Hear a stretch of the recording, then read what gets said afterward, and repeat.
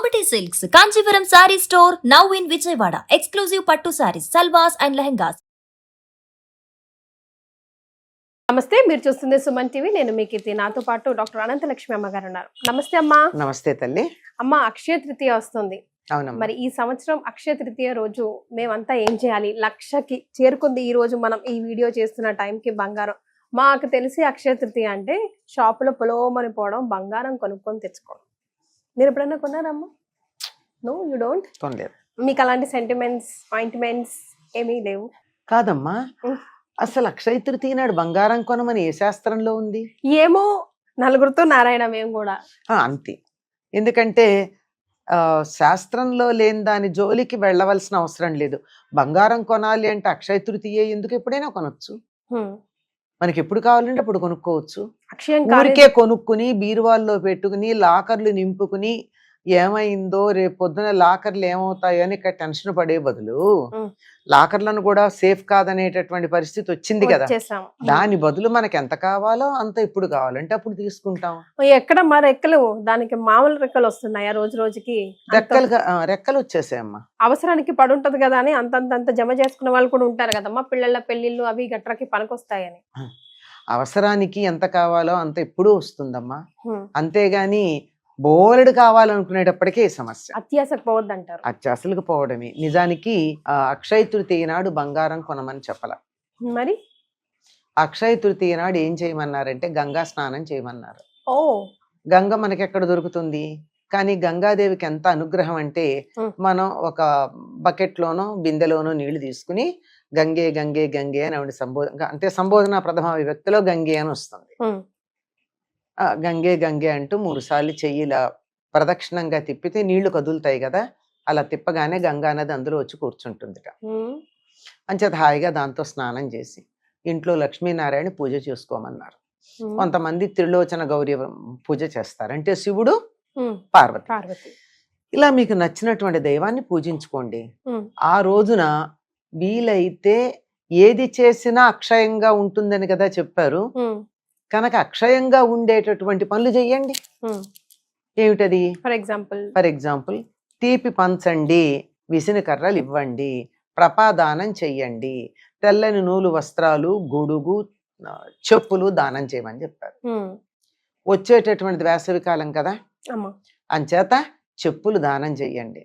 ఆ చెప్పులు వేసుకుని నడుస్తూ ఉంటే ఎండ వేడిమి వల్ల నేల కాలి కాళ్ళు మండకుండా ఉన్నప్పుడు అబ్బా ఈ చెప్పుల వల్ల నాకు ఎంత సుఖం కలిగింది అని చెప్పులు వేసుకున్నవాడు అనుకుంటే ఆ సుఖానుభూతి చెప్పులు ఇచ్చిన మనకొచ్చి ఆ ఒక్కరోజు కాదు, దాని వల్ల వచ్చే పుణ్యఫలం అక్షయంగా ఉంటుంది. ఎంత తీసినా ఇంకా తరగకుండా అలా ఉండనే ఉంటుంది.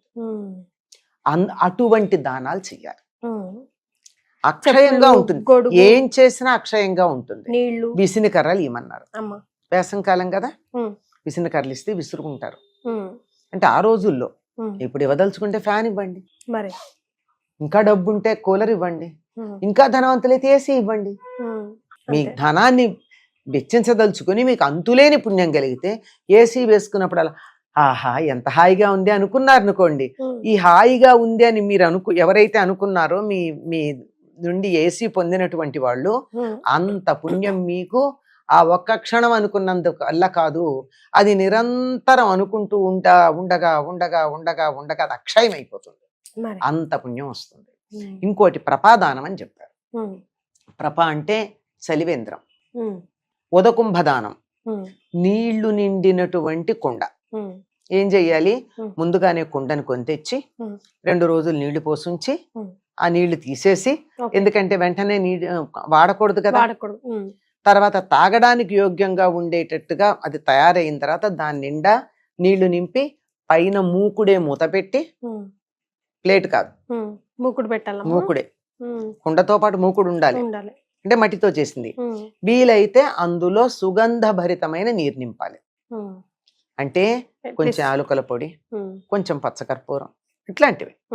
మంచి గంధం అంటే పౌడర్ కాదు, ఇంట్లో గంధపు చెక్క ఉంటే దాన్ని అరగదీసి ఇంతమ్మ చిటికెడు, లేదా 2 గులాబీ రేఖలు, తులసి ఆకులు ఇటువంటి వేసి ఈ నీళ్లతో నిండినటువంటి కుండని దానం ఇయ్యాలి.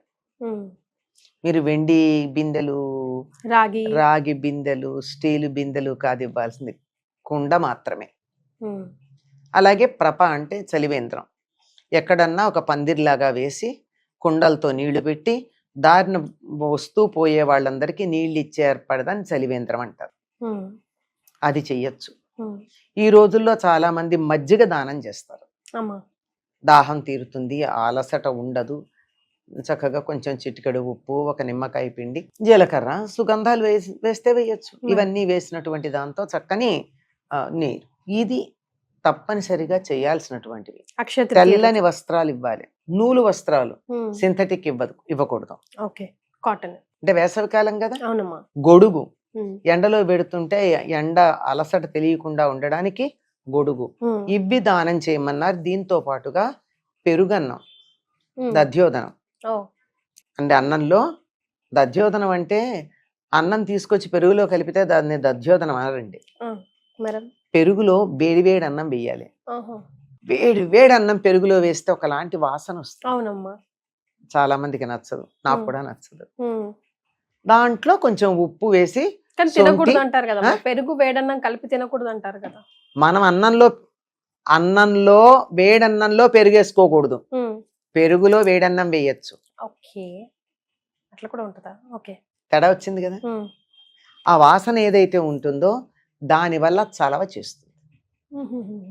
శరీరంలో ఉన్నటువంటి మేహపు ఉడుకు అంటారు, అటువంటిది ఏదైతే ఉందో అదంతా పోతుంది.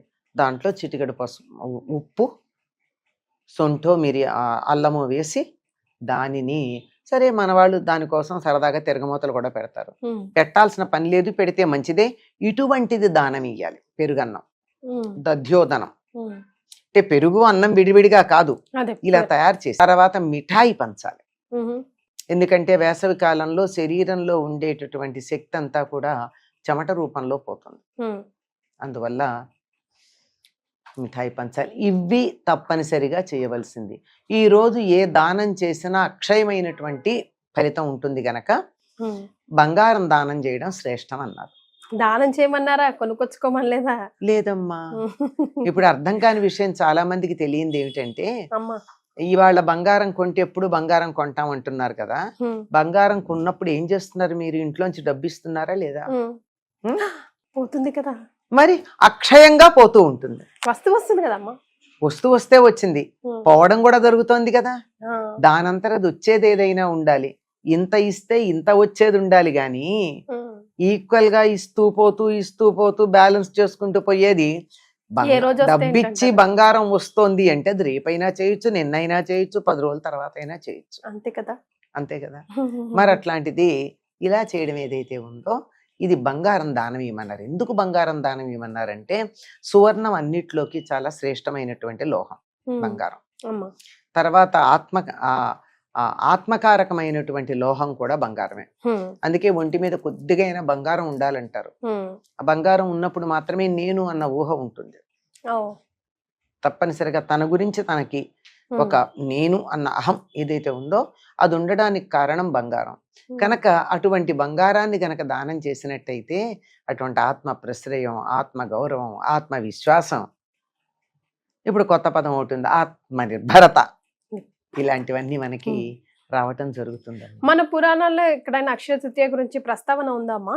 ఉన్నదమ్మా. ఈ రోజున చెప్పులును గొడుగు దానం చేసి దానికి సంబంధించి జమదగ్నికి సంబంధించినటువంటి ఇతివృత్తం ఒకటి ఉంది. ఈయన అభ్యాసం చేస్తూ ఉంటే రోజు బాణాలు వేస్తూ ఉంటాడు. ఆ బాణం తీసుకొచ్చి వెనక్కి ఇస్తూ ఉంటుంది ఆయన భార్య రేణుకాదేవి. ఇస్తూ ఉంటే ఒకసారి కాళ్ళు మండుతున్నాయి ఆవిడికి. మండుతూ ఉంటే సూర్యుడిని ఇంత వేడిగా ఉండడం వల్ల కదా ఆవిడ బాణాలు తెచ్చివ్వడానికి బాధపడుతోందని సూర్యుడి మీద కోపం తెచ్చుకుంటే, సూర్యుడు నువ్వు అట్లా అనుకోకు, నా ధర్మం నేను చెయ్యాలి, దానివల్ల ఉపయోగాలు కూడా ఉన్నాయి కదా మరి, అందుకని ఈ ఆతపాన్ని నుంచి రక్షించటానికి నీకు 2 ఇస్తున్నాను అని చెప్పి గొడుగు చెప్పులు ఇచ్చాడని చెప్తారు. ఇంతకు మించి ప్రత్యేకంగా ఇలా చేసింది కాదు అని ఇలాంటివి ఏం లేవు. కానీ ఉత్తర దేశంలో మాత్రం ఒక కథ ఉంది. ఒక ధర్మాత్ముడైనటువంటి కోమటి చాలా ధర్మ మార్గంలో ఉండేవాడు, గురువుల పట్ల భక్తి ఉండేది, అంతా బాగానే ఉంది. కానీ హానిగా ఉంది ఆయనకి. అంటే జీవితం గడవడం హ్యాండ్ టు మౌత్ అంటారే అట్లా ఉంది. ఎవరో చెప్తారు అక్షయ తృతీయ నాడు గనక ఇలా గంగా స్నానాధికాలు చేస్తే ఫలితం ఉంటుంది అంటే, చాలా శ్రద్ధగా ముందురే ఆలోచన చేసుకుని మర్నాడు ఉదయమే గంగా స్నానానికి వెళ్ళి వచ్చి లక్ష్మీనారాయణ పూజ చేసి లడ్డూలు తయారు చేసి విసనకర్రలు లడ్డూలు చాలా మందికి దానం ఇచ్చాడు. ఓకే. అక్కడి నుంచి అతడికి ధనం ఎంత వచ్చిందంటే చెప్పలేనంత ధనం. అలా ధనం వస్తూనే ఉంది, దానాలు చేస్తూనే ఉన్నాడు, వస్తూనే ఉంది, దానాలు చేస్తూనే ఉన్నాడు. అసలు అతని ధనం తరగడం అన్నది లేదు. తర్వాత ఈ పుణ్యం వల్ల అతడు కుశవతి అనే నగరంలో చాలా ఒక క్షత్రియుడిగా జన్మించి అప్పుడు కూడా ఇది మానకుండా చేస్తూ ఉన్నాడు. ఇది అందరూ ఇలా చేయడం శ్రేయస్కరం అని చెప్పడం జరిగింది. రైట్. ప్రతిదానికి మనం కథ చెప్పుకుంటాం కదా, ఫలితం ఏమిటి? అక్షయ తృతీయ రోజు బంగారం కొనుక్కోవడం కాదు, దానం చేస్తే మంచిది అని తెలుసుకున్నాం మనం. అండ్ అసలు ఏం చేయాలి ఏం చేయకూడదో కూడా తెలుసుకున్నామమ్మా. Thank you so much. నమస్కారం.